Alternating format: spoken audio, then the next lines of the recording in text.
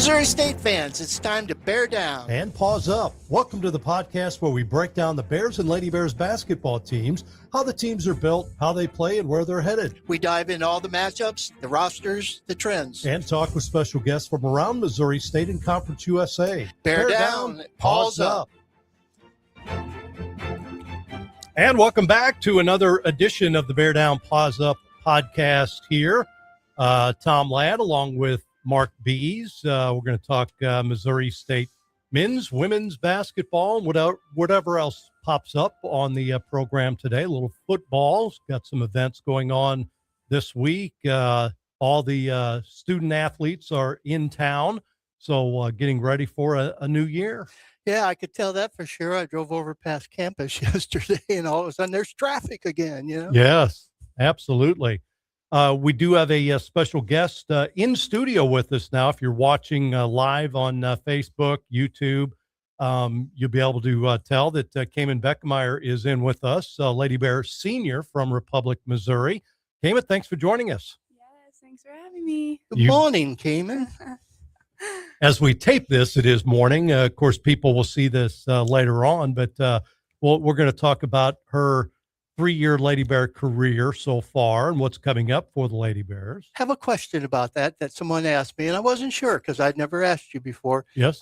With us on YouTube, is that live or only delayed? No, that's live too. That's live, so they can see it right now as it's happening. Absolutely. Okay, because some people were asking that, and I wasn't sure if it was delayed, like our audio is, or whether it was live. No, we do it live when we tape. So we're taping. It's semi-live now. Right. We are live. A lot of our viewers and we'll listen to it later as we put it on Spotify and YouTube and stuff. It'll be there forever, I guess, is what it is. In the cloud. In the cloud. Yes, that's right. Well, Kaemyn, we do appreciate you being in here. The start of a new school year for you. Can you believe, I know I ask you this every year during media, but this is your 4th year in college. Yeah, it's a little crazy. My parents were just sending me like throwback pictures from 2nd grade and 4th grade, and I sent one back and I was like, first day of 16th grade. So Man. I can't believe it, but I'm excited for it. Seems to me like it was only a week ago that I started hearing about this sophomore out in Republic that people were telling me, man, you got to go out there and watch this kid, So I finally did and stuff. And 7 years later, here we are. Here we are. Wow. That's amazing. Well, and she got a pretty good sophomore year at Missouri State too. Sophomore seems to be a pretty good class for you, I guess, right? I guess so. Not that the freshman year was bad, but it started off a little slow for you. I mean, freshman to freshman, Yeah. turning the chapter and becoming a college basketball player is never easy, but I went through my bumps and I'm thankful for them because they make me who I am today. So I wouldn't change it. So what was your biggest transition that year? What was the hardest part for you? Yeah. I mean, I just think there's a lot mentally that you take on as a college athlete. Just playbook wise. I mean, I had never seen a playbook so thick before because you come from high school where it's, girls just doing it for fun or because maybe their parents want them to do it or their parents did it or really just because even Republic kind of needed some numbers at the time. I mean, I was the only senior in my senior class that even played. So I would definitely say playbook, just like mentally getting everything down. I think I had the living on my own and out of the house part okay. I don't really think that was too big of an issue. And then just speed of play and just physicalness. I mean, everybody's got some more meat on the bones. And I mean, it becomes a quicker sport in college. So You played at a high school that had been very successful, great coach, Hall of Fame coach. So you say just the difference between the offensive, plays in high school, because he was a pretty good defensive coach, but it wasn't really a lot of man. It was more zone for you, or did you play some man too at Republic? We mixed a little bit, honestly, just depended on the 5 that we had on the floor. Yeah. And again, I mean, just kind of skill level, just like what were the 5 of us going to do best whenever we were out there. And then, I mean, high school ball, I mean, if you can zone somebody who can't shoot threes, then I mean you're going to be pretty good. Whereas now you're in college, so we pretty much stick to man because you always got a shooter on the team. So I mean it's just different. And then I mean a lot of high school girls just can't take on that many plays at a time. You usually figure out 5 that you can run really, really, really well, and then you practice those every single day. Whereas in college, you better have 30 that you can run really well. So Yeah. So who got you into the game? I mean, I know mom was a really good basketball player. I think we've talked about this. I did yeah. her games at SBU back in the day. Dad, an athlete. Was Yeah. mom the influence, or what? Who was the influence on you? I mean, I would just say I grew up loving sports in general. I think I gave every single sport a try. And one thing that I appreciate about my parents is that I don't think any sport was pushed on me more than another. I think it was more my own decision and kind of what my heart led to.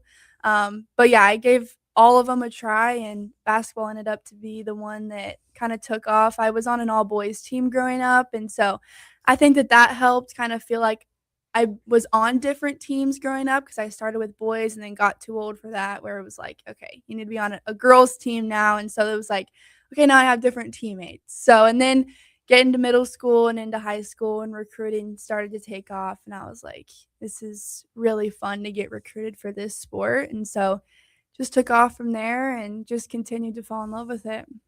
So then let's fast forward, 7 years later, or 3 years later after your freshman year here. Now you're the senior leader. You got 7 newcomers. So Mm. how's your role changed and how's it evolved for you? Yeah, well, I stepped into the leader position last year. So that's kind of helped me come into my senior year of just know kind of who the leader that I am and what I need to be, and the leader that helped our team be successful last year. But I mean, the NCAA is just ever changing with the transfer portal. It's easy to have 7 new girls every single year. And so that's exactly what happened last year. We had 7 new girls, and us leaders and just coaching staff, we knew how to just get everybody together, to get everybody to mesh and figure it out. And so that's what we're doing this year is just kind of setting the standard from the beginning.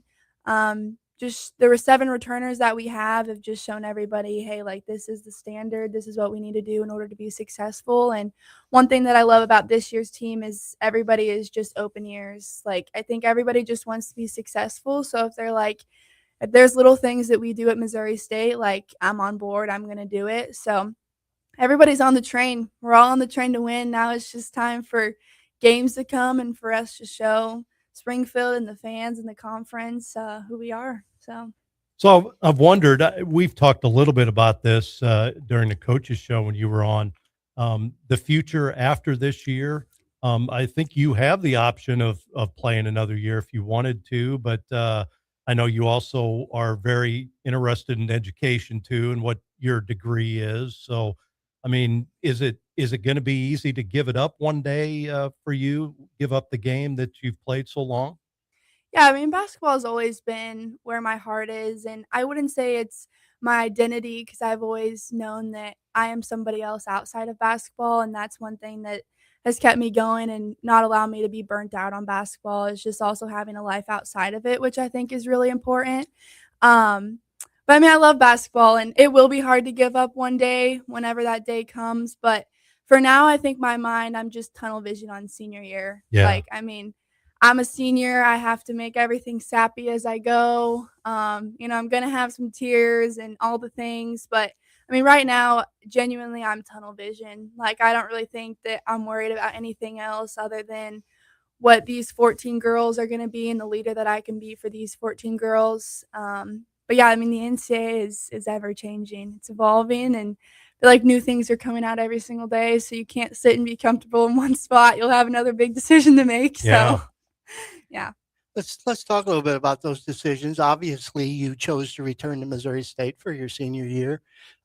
You had options. We all know that. That's the way it is in college sports these days, and especially someone as accomplished as you. You obviously had a little bit different mix than a lot of people with your family all right here, all your friends and everything. But beyond family, what else went into your decision to stay at Missouri State? Yeah, I mean, Missouri State is so special to me. I mean, I think that was clear whenever I was coming out of high school and there was a whole coaching staff change. I mean, your coaching staff now being a senior plays a huge role in just your college athletics. And I was definitely aware of that, but I think that I loved Missouri State for more than just who the coaching staff was and more than just even what women's basketball was. Like, I love Missouri State. I love that it was close to my hometown, close to my family, like you said. Just like the schooling was amazing, and I just knew how much Springfield loved Missouri State, and even more how much the Lady Bear fans loved the Lady Bears. And I knew that all the hard work that I did, there were going to be people in the stands watching that. But coming into senior year, I guess the question that you asked, just why did I stay here? I mean, I'm as loyal as they get, and there never really is any wavering.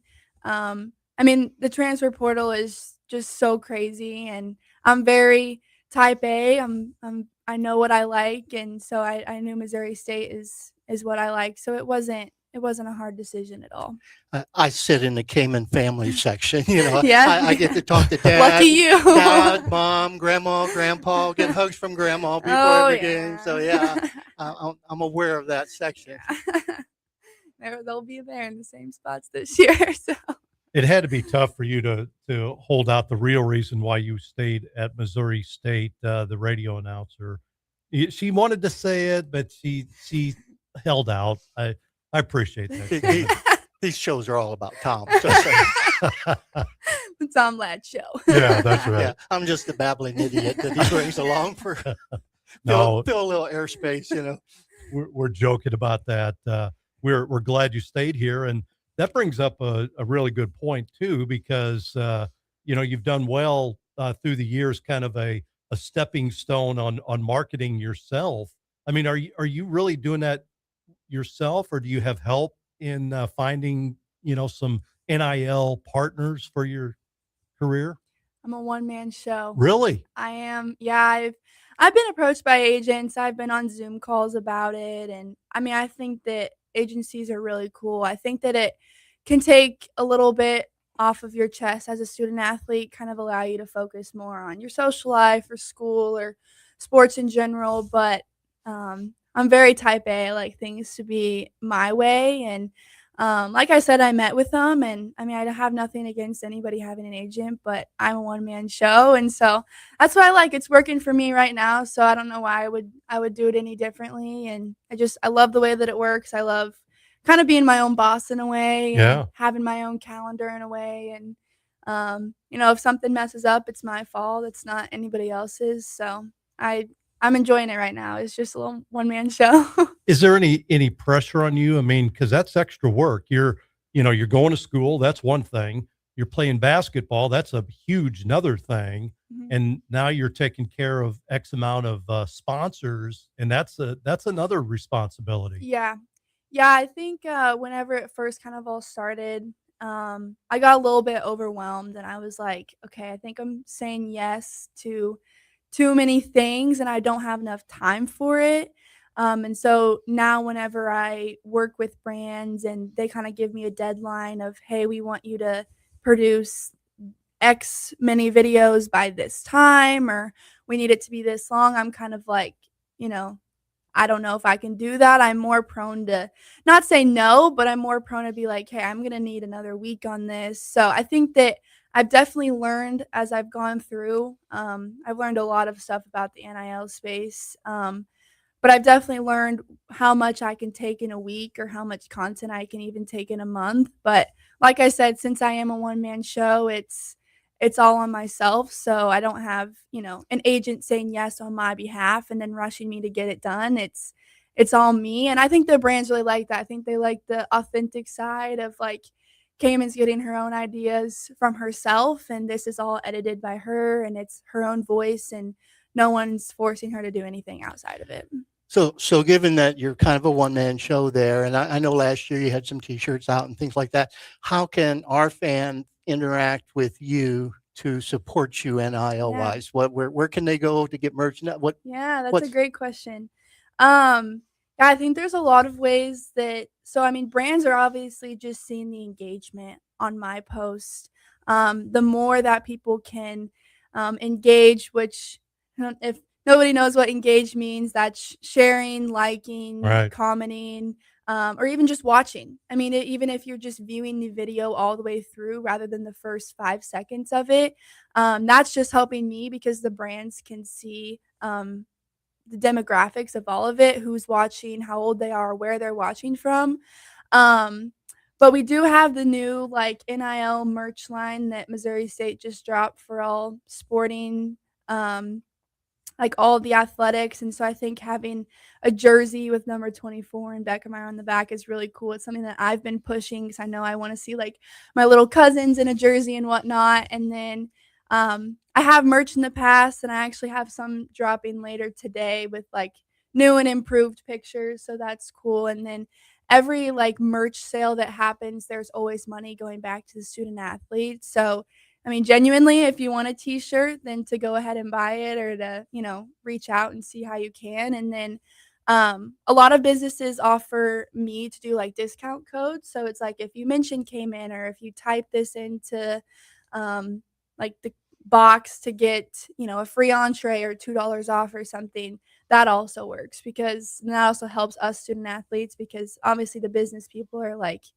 oh, like they're mentioning Lady Bear came in a lot, or they're doing this and that. So, I mean, really, just interacting is the best, and you can do that from your phone and from your chair, and so it's easy. On your social media platforms, or do you have a website too? What all do you have?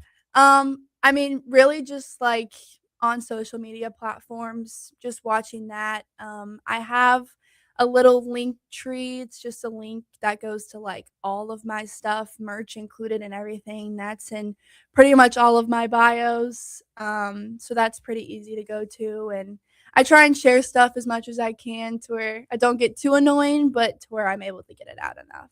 So you mentioned videos. Where would they see those? Yeah, so Instagram, TikTok. I personally don't have Facebook, but sometimes the brands will post it to Facebook. I know Rapid Roberts shares a lot on Facebook, kind of on my behalf. Um, Rarely ever a few on Twitter. So mainly Instagram and TikTok. And then I know that there's just some kind of surfacing on Google every now and then. But yeah.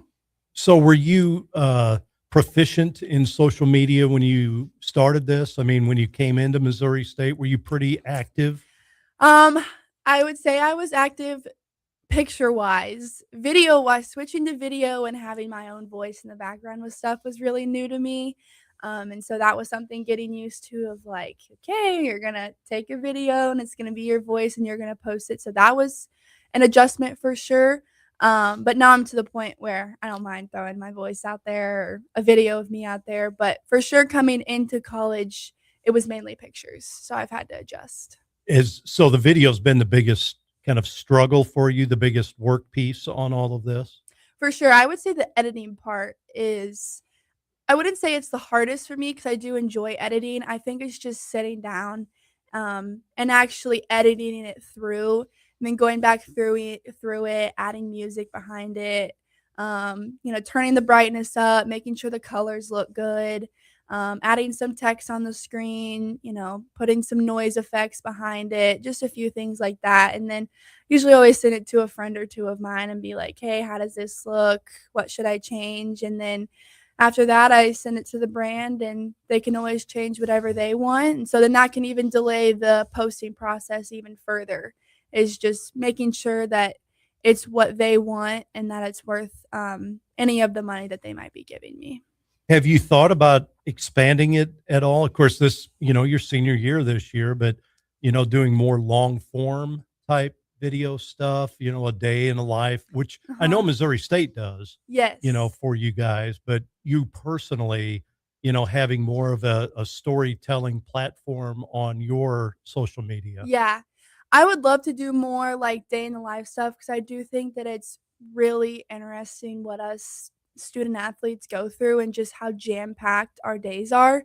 That's another challenge is like how busy our days can get. I can video the first few hours of my day and then the rest of the day I don't because I'm just so busy I don't think about it. And then I lay in bed at night and I'm like, dang it, like maybe tomorrow I'll do it. And so I find myself doing that a Yeah. lot of just like, I want to do it. And if someone could follow me around with a camera, it would be really helpful. But it's actually like pulling the camera out and getting that quality content that people would like to see and then sitting down and editing that. But I did vlog our entire Conference USA tournament. So that's on YouTube, which Oh. I didn't mention. I think it's like 25 minutes long.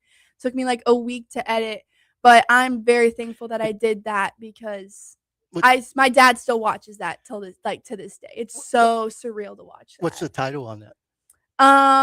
I think if you just look up Kaemyn Bekemeier, my like account will pop up, and I think it's On like YouTube? yes, on Okay. YouTube. And I think it's like I don't know, conference tournament champions, like day in the life or something. But I remember whenever like confetti fell, I went and got my net piece. I ran to the locker room and I grabbed my camera and I Nice. came back out and I was like, everyone, like get in my video. So that's really surreal to watch because although I'll never be able to feel the exact feeling that I felt in that moment, because I've tried hundreds of times to try and like feel what I felt in that moment. I can't, but I sure can watch it back and know what I was feeling in the moment. So it's really surreal to watch it. So is there anybody you follow and just love to watch, maybe a younger, social media icon like that? Yeah.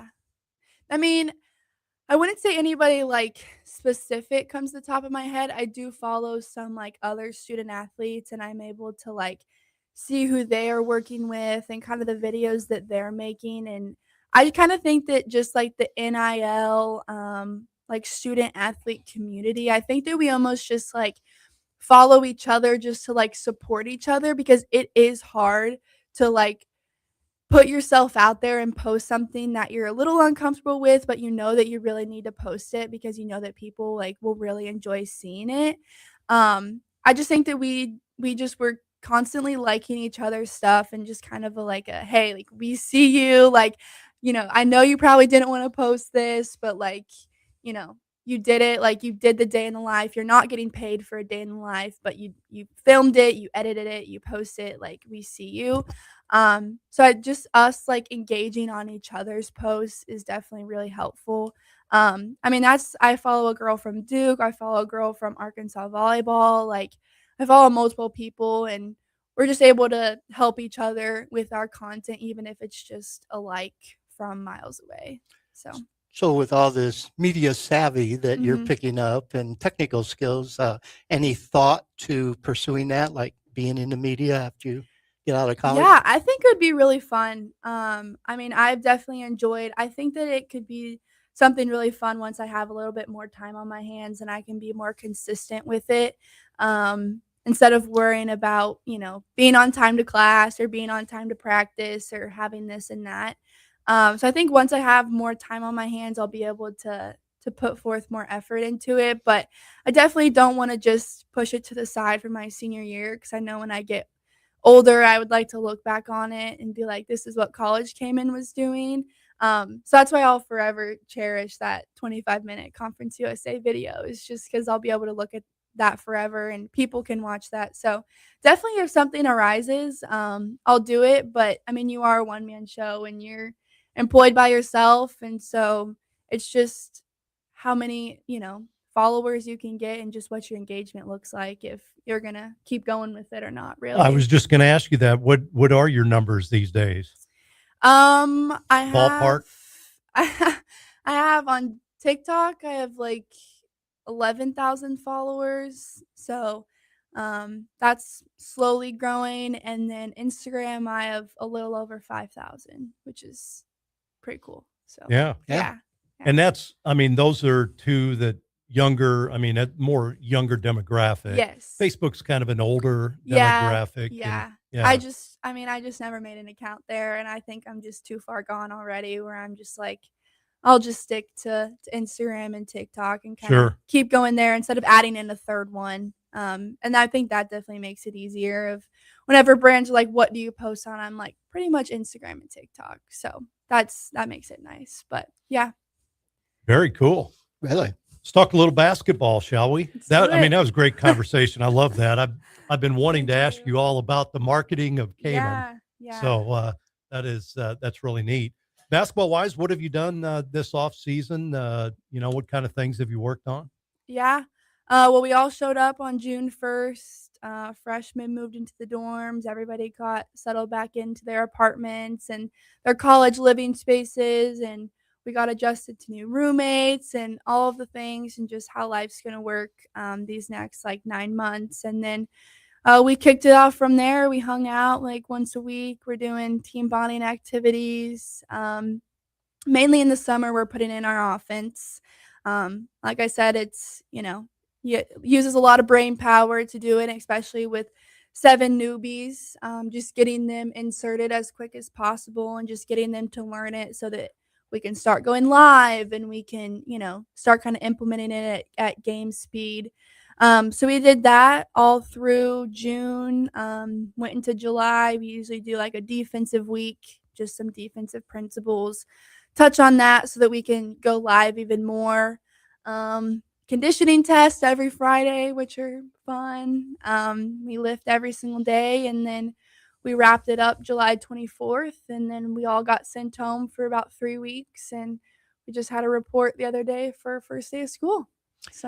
So tell us about this team. What can we expect this year now that you've seen them for a few months Yeah. and you're kind of seeing how people fit, how their roles might play out? So what can we expect from this team?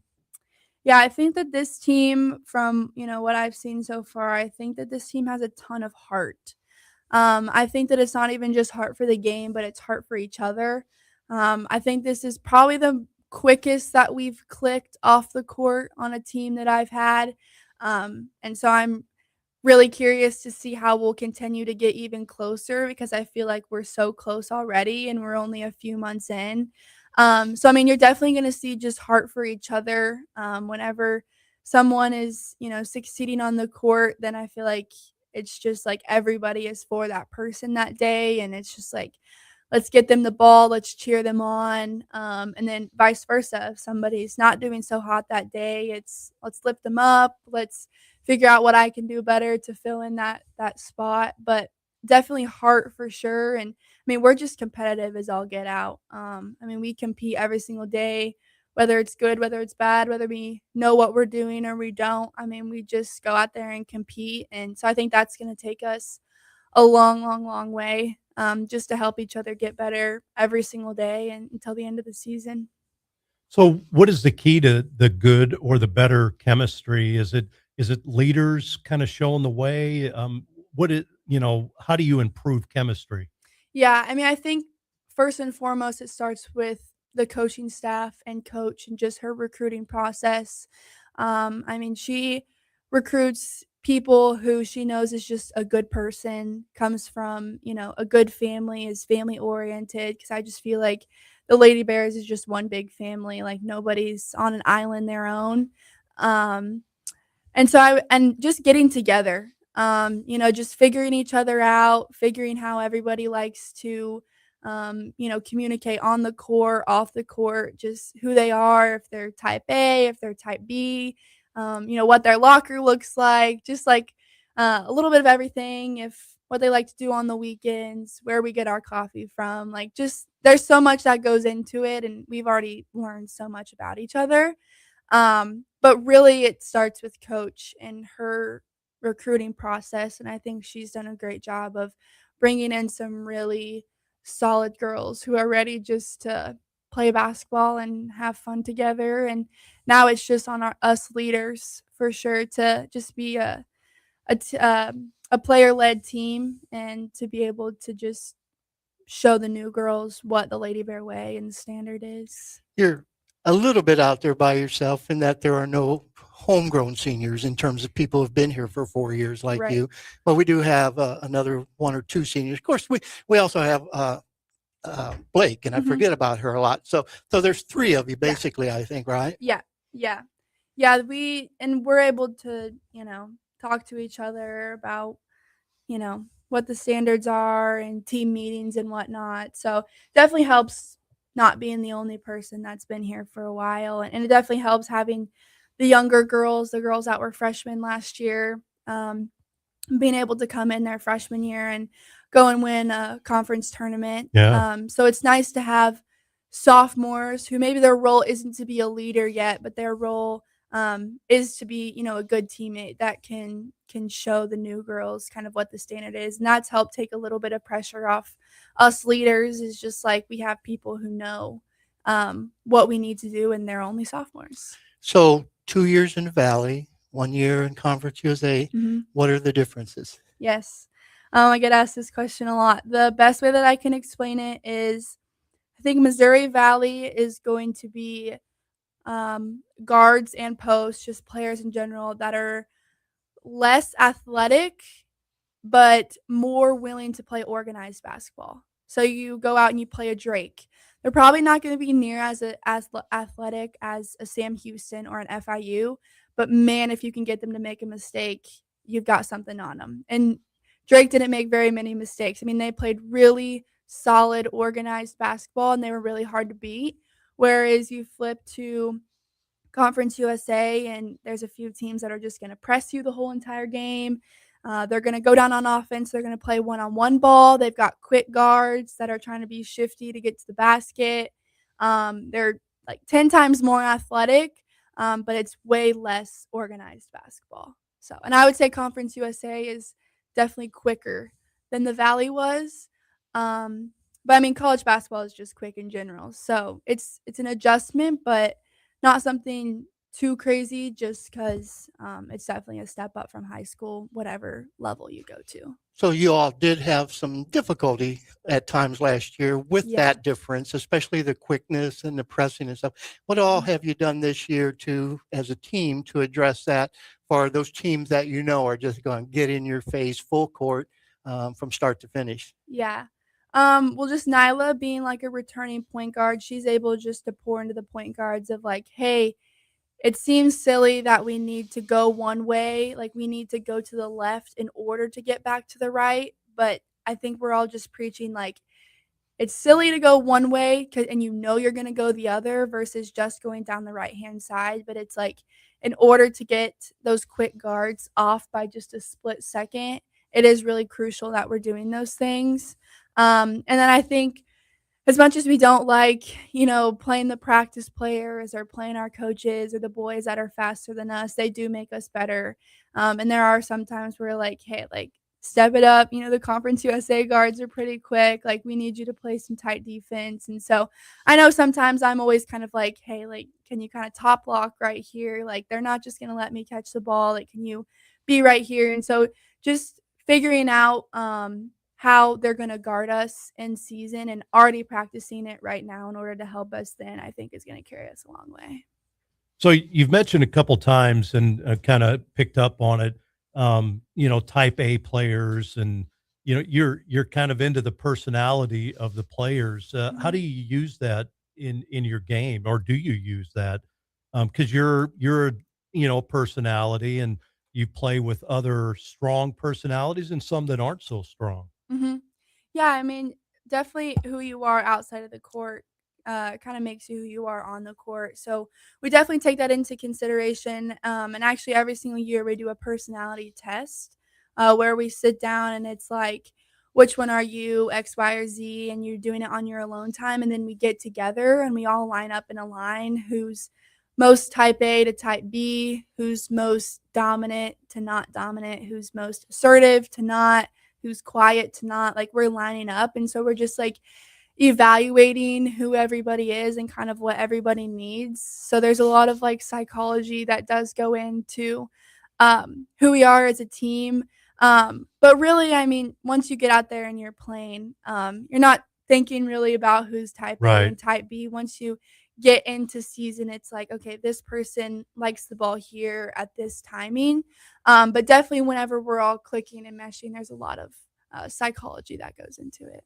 Absolutely. And then, coaches would use it more than the players, I would imagine, especially in tight game situations, late game situations, late quarter, late, Mhm. half, whatever it is, type situations.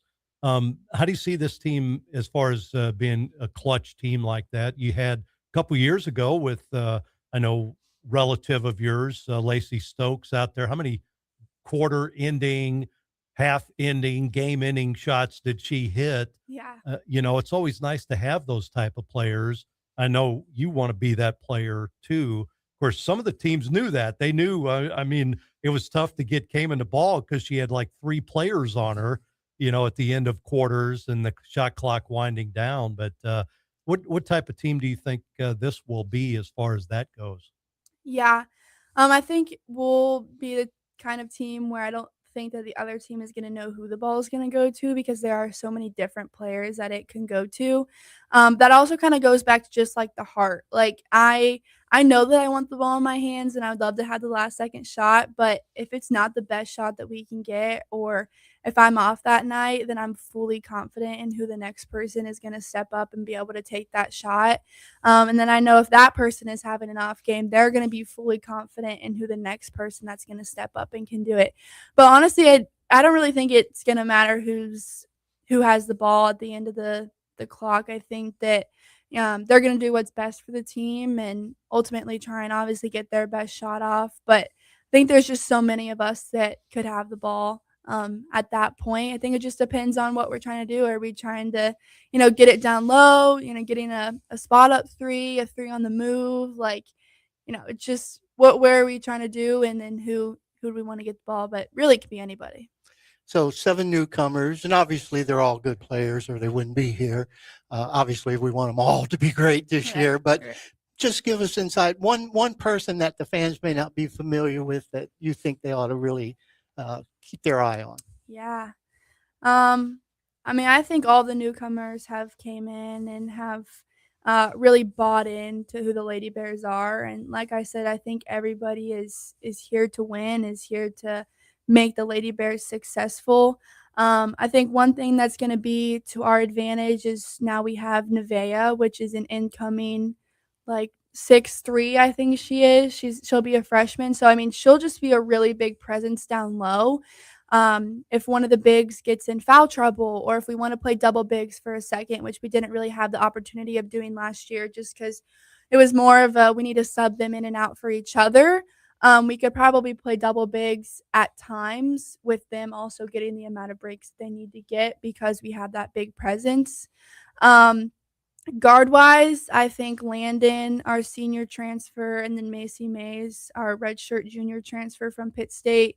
I think they both just have chips on their shoulders. Landon is kind of flipping the page to a new family field team, and she's made that very known that this team just feels different already.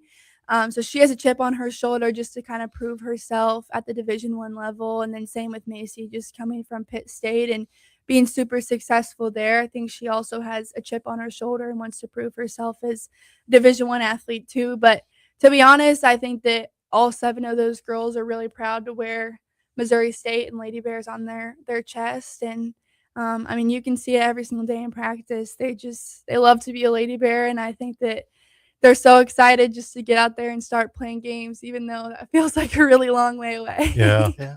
So Go ahead. I was going to ask a similar type question, but of the returners, of course, we have we call it now the Kaemyn, the breakout, year, your sophomore year. You came off the bench, but double figure scorer, could have been starting for any team in the Valley that year. And then this past year, Kendall Brugan last year, from the first half to the second half of the season, like 2 different players. Yeah. Who do you see as maybe from the returners, maybe a breakout player? Yeah. I see a lot of myself in Kendall, and I have viewed myself as a little bit of a mentor for her. But I think she's light years ahead of where I was whenever I was in her shoes, which is just really cool to watch. So I can definitely see a breakout year from her for sure. Just kind of, an unexpected player at times. Maybe they're focusing in on the post players or some of the guards, and it's like, oh, you better watch out, like Kendall's in the corner as well. So I just don't think that you're going to be able to take very many reps off with the 5 that we're going to have on the court. And then obviously Maisha coming into that starting role. She wasn't there the whole entire year, but whenever she came into it, she took advantage of it. And so I know she's ready to do that again. So I would expect nothing less from her because she's just competitive as all get out. And then I think Nyla's ready as well. being the point guard for the Lady Bears is not easy. I still think Coach could do whatever she wants at the point guard spot. I think we have a lot of good options that Coach can go with. I have no idea what she's gonna go with, Mhm. but she has a lot of good options, and so I think that that's putting a chip on all of the point guards' shoulders of just like, hey, like this can go either way. I can, try and get as many minutes as I want, or I don't think any of them want to get not as many minutes as they want to, but I mean, they're all working really hard just to prove that they can be the point guard for the Lady Bears. So Now, is Tilly more a point guard or more of a shooting guard? she can go back and forth from either. I really think it's the five that we have on the floor. If there's not a one on the floor, she can play one. If there's another one on the floor, which we can be one heavy at times, she's more than welcome to go to two, and she enjoys being either spot. But again, it's being a freshman. It's understanding. I mean, being the two and being the one are completely different. You got to do two different things. So it'll take, a lot of brain power from her to figure out both spots, but she's doing great. And so I think if she knows both of those spots, she'll be more versatile. And I think that's what everybody is like. I think everybody doesn't want to have just one spot. They want to have multiple spots so that coach looks at the bench and doesn't know who to put in. There's so many options. Now, Landon got the extra bonus just like you have the option, and that she Yes. came here thinking this was it. Right. But now she may have that option Right. to be here 2 years, right? Yeah. Yeah. Yeah. We all have that option. Us seniors haven't sat down and talked about that again, just because we're so tunnel vision on this senior year. I don't even really think it's going to come up in conversation because we just want, you know, our true senior year to go as well as it possibly can. But yeah, it is something that we talk about. And I mean, there's always jokes that fly out whenever we get a little sad. But yeah, I mean, everybody's going to have a really big decision to make. But I think everyone's just so tunnel vision on our senior year because it's, I mean, obviously senior year you want to save the best for last, and I know for my career it's going to be hard to top what we've done in the past, but I think it's doable. We've already kept you longer than we told you we would. One final question. Some goals for Kaemyn. Now I know we're not going to talk points and that stuff, but there are some things that just complete players enjoy putting up, like the rebounds. I mean that's not a individual number. That's something that helps the team, Yeah. especially one that was like last year didn't have a lot of size, and you put up some good numbers, but. Have you kind of set yourself either some team goals this year as a senior or some individual goals? Yeah, I mean, I would love to have that many rebounds again. I think that just really helps from the guard spot, and it makes me feel like just 10 times more involved when I'm rebounding. And it's just a way to get the ball in my hands without anybody having to do anything for me. It's just kind of Yeah. myself trying to get a rebound, and it's going to put me in a different position than just having the ball at the top of the key or on the wing coming off a ball screen. I mean, some of those are just an easy put back 2 points if you're just willing to go and get a rebound. Personally, I'd like to get my assists up and my turnovers down. I mean, I come with a few turnovers. That's just who Kaemyn is. So if you want everything else from me, you better expect a few turnovers. So I think sometimes I can think a little quicker than maybe my other players, and I expect them to be somewhere that they're not. And so another thing that I've been working on this summer is just slowing down. Just slowing down and reading the defense instead of kind of having something already made up of what I want to do. Just kind of slowing down, maybe taking an extra dribble or two, or holding the ball for an extra second or two versus catching it and feeling like I immediately have to go because these Conference USA guards are so quick. If I can slow down and get them to stop and attempt to, change directions on them, then I can get them out of position for just a second, and that can be put to my advantage. But that's on the court stuff. I mean, off the court stuff, just being the best leader that I can be. It's not easy to be a leader, but it definitely is rewarding in the end, and that's what I felt in the Conference USA championship game and just the celebrations after. It's definitely not easy, but it definitely is worth it whenever that confetti's falling on you and you get to cut down the net. and then just obviously just help lead the girls to Christ and just um, that's a big role of mine is just leading team Bible studies and FCA on campus. So just pouring my heart for the Lord into each other. And so that's definitely another big goal of mine is that everybody leaves with a stronger foundation than what they came in with. Very cool. You and Kiki still besties and We everything? are, yeah, we are. Yep. We are. Living, I mean, you guys still roomies? I am actually living by myself this year. Oh, wow. Yeah. Yeah, so I'm taking a big step into the big girl world. Mhm. Like I said, I'm very type A, so I'm going to help myself with the transition into the real world. I always knew that I was going to live by myself post grad. And so coming into senior year, I thought really long and hard about it, and I was like, I think I would be devastated living by myself and not having college basketball. So I think this year is kind of a transition year of living by myself, but also still having college basketball. So that when the time comes when it's living by myself and no college basketball, I'll already have that like living alone kind of under my belt. And I love it so far. I'm so type A, I'm so OCD that I enjoy a little one bed and my parents come visit whenever they can. And so Fun. yeah, Grandma's it's brings enjoyable. cookies. Oh, of course she brings cookies. I already told her to She bring me tells me some about pasta. that. Yeah. So yeah. And it's great that the family is so close too, right? I mean, it doesn't feel Yes. like, because you probably still get your clothes washed at mom and dad's. No, I do No? my own laundry. Oh, okay. Are you a good cook?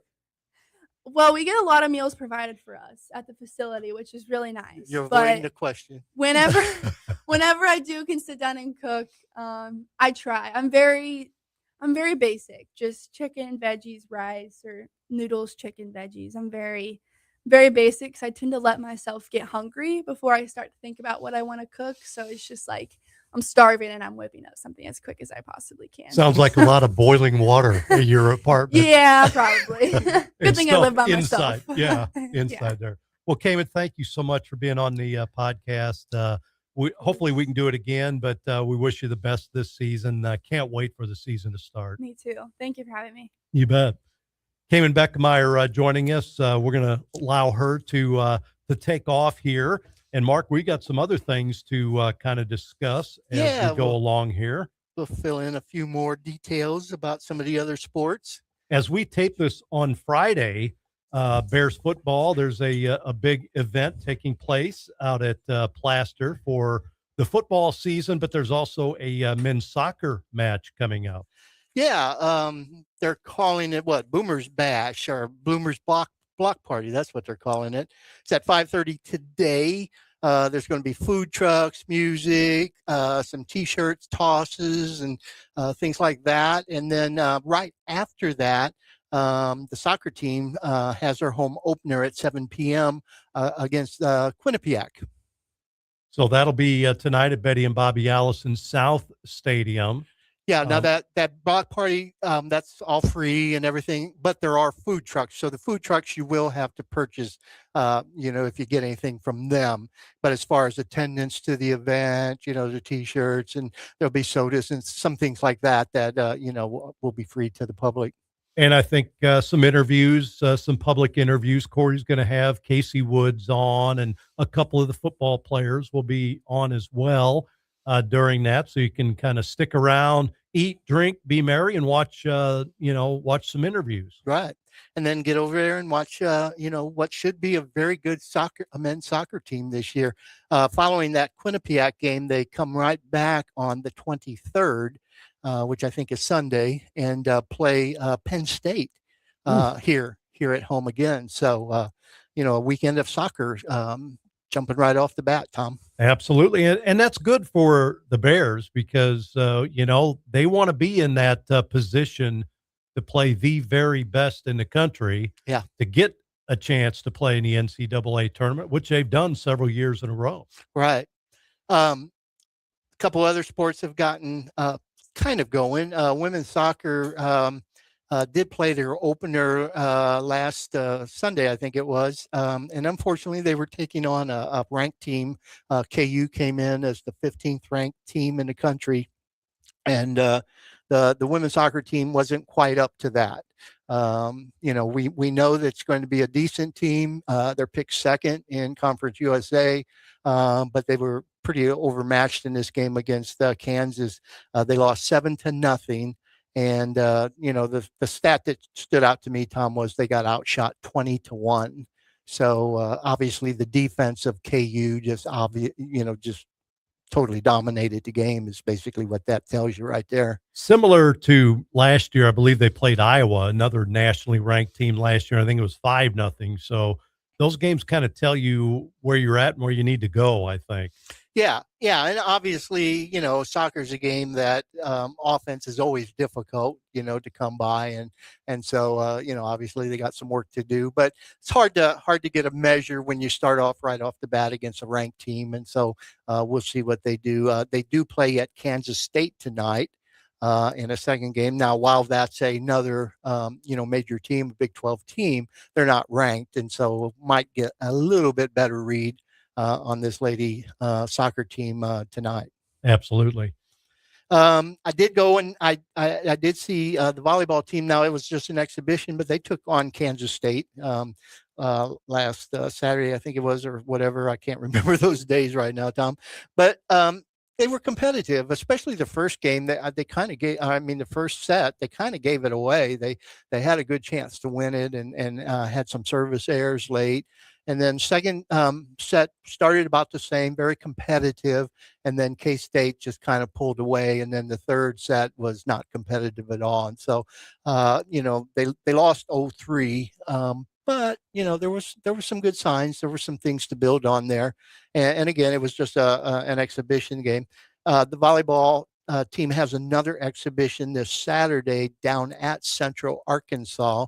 And then a week from Friday, they will open up in the Wichita State tournament, and that'll be the actual start of the real games. But another exhibition game this Saturday down at Central Arkansas. So quite a few new players. You got to watch it. Little size back. I mean, they're not huge, but they got a little bit of size. They got a little more, but the the thing is, they're all middle hitters, so we didn't really get bigger on the outside hitters. We're pretty much. Lexi Weinberg is 6'1", and that's about as big as we go on the outside.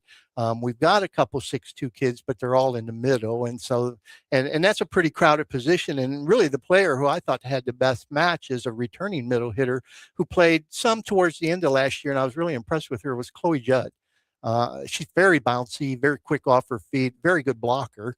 And so I thought Chloe had a good game. And like I said, the issue there is we've got a lot of bodies at that middle blocker spot. And I think they're still trying to figure out what that rotation is going to look like. They brought in a couple 6'2" kids. You got her, you got Sims back, who's 6'1". So you've got a lot of bodies in that middle right now. Unfortunately, that's where most of our size is too. Yeah. So it'll be fun following them this year. Head coach on a couple days ago talked about the matter of fact, it was late last week to talk about the volleyball team and what he's expecting this year. We got just a little info on the men. Their schedule is still obviously a work in progress. We've been getting little trickles, mostly from other teams as they basically put their schedules out. We're able to see that Missouri State is showing up on those schedules.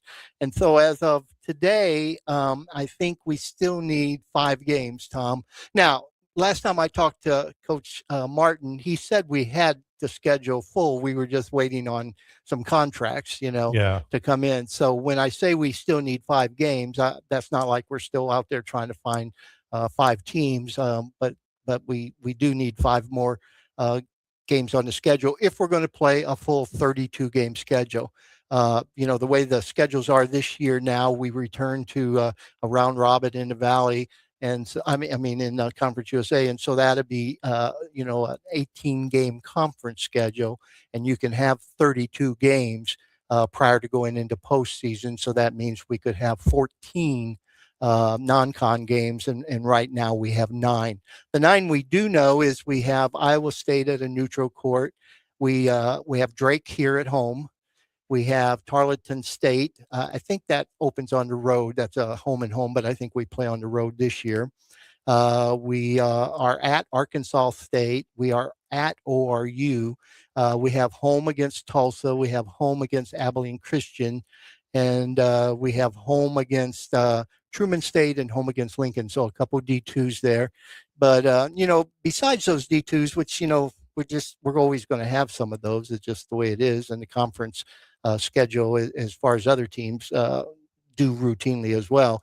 But one thing I really like when I look at the home schedule this year, Abilene Christian is new, but Tulsa and Drake, the return of a couple, traditional old, when we first hit the valley, teams. And so I think that should be very fun for the Missouri State crowd to get there and see games against Tulsa, who was very, very good last year.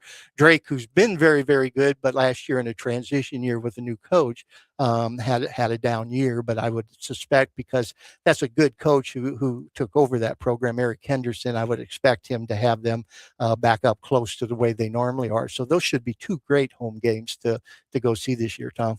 No, absolutely. I had every one of the games that you had, and I've got dates too. They kind of open up with Lincoln November 3rd, and that'll be at home. They've got Truman State at home November 6th. Then they've got a road game at Arkansas. I'm sorry, road game. Abilene Christian is 3rd, November 16th. That'll be at home. Then you've got Drake, November 21st. Oral Roberts on the road, November 27th. I believe that's the first road game they have, November 27th. You've got a road game at Arkansas State, December 3rd. Home against Tulsa, December 6th. Then after that, number 7, number 8 would be right there. Tarleton State is December 12th. And then Iowa State in Kansas City is December 18th. So still looking, as you mentioned, or still waiting on word from at least 4 or 5 more Four games. or 5, yeah. Yep. 5 would be a full schedule, 4, they may not have the full schedule, who knows, but hopefully there'll be at least another 4, names that pop up here in the next week or so. Yep, absolutely. So fall season is underway, and great to have Kaemyn in studio. What a great representative of the university and the local area. We had the leaders from both teams, and I Yes. couldn't have been more impressed than, the interviews with Trey Williams and Kaemyn there. Just represent the universities so well, obviously team-oriented kids, who know how to put the team as the number one thing. But the other thing is just to watch their growth. We've watched Kaemyn grow up. Like I said, started being aware of her when she was, a sophomore in high school. And, watched her, as she mentioned, go through some trials as a freshman, and then here she is now as a senior leader. Trey's a little younger, but same thing, man, he got thrown to the fire last year, as the point guard in a very good, aggressive conference as far as the guard play is and stuff. And, came out of it okay. And now here he is ready for a second year and really confident. And so, yeah, it's just great. And to me, Tom, that's still the thing I love most about college sports is being around the players and the families and just watching them develop and grow, because that's what it's about. That's really what it's about. We all want to win. We all like the competition and all that, but sometimes we forget that it's about, providing opportunities for these young people to grow and develop into really solid human beings. And it's great to watch it. Well, and I really enjoyed her conversation about the NIL space that she's in a big way. Yeah. That to me, it's like, it's such a new area in college athletics, the last 5 years, and she is one from Missouri State that is truly taken advantage of that. Yeah, and she's, obviously she's in very good position with that, being at home. A lot of companies, Yep. certainly see her as valuable as an asset. Doesn't hurt that she's a very attractive representative. If you're going to have someone going out there and hawking your cars or things like that, never hurts to have someone who's smart, articulate, and also very attractive. And so Kaemyn just punches all those tickets, and I would expect that she can do about what she wants, after she decides to, give it up as far as basketball play. And I'll throw this out too. We're just about out of time, but I've been doing interviews with her since she was a junior in high school, and she's done a 180 on she was always, very thoughtful, but she was very nervous, and you could really tell it on her face, when she started off her junior year in high school. Interviewed her for a magazine, and then I did it again her senior year, and both years she was, little tight, a little nervous, and that carried over into her first couple years at Missouri State. But today she was more relaxed than I've ever seen her Yeah. in front of a microphone. I mean, she couldn't, she taking drinks. She was really comfortable. Didn't think about, she had everything ready to go. I mean, very, very comfortable with the microphone in the interview today. Yeah. And, that's like I mentioned with Trey, same thing. I saw him last year as a freshman, quiet, hesitant to engage you. He'd walk up and acknowledge you, but he wasn't going to start a conversation with you. Now, he comes and initiates with you, so yeah, both those kids, just great representatives of Missouri State. Again, thanks to Kaemyn Bekemeier for joining us on the Bear Down Paws Up podcast. Make sure you tell your family and friends, let them know. We've got this, it'll be archived on Facebook, YouTube, Spotify. You can listen to it or watch it, any of those locations on the Jock website as well. And we'll be back next time with another great guest, we hope. Yeah. And Kaemyn gave you all a hint. You can go onto YouTube and catch a video that she did at the end of the conference tournament last year. Search Kaemyn Bekemeier on YouTube to find that. We'll do it again next time. Thanks for tuning in to the Bear Down Paws Up podcast. This is Tom Ladd for Mark Beas.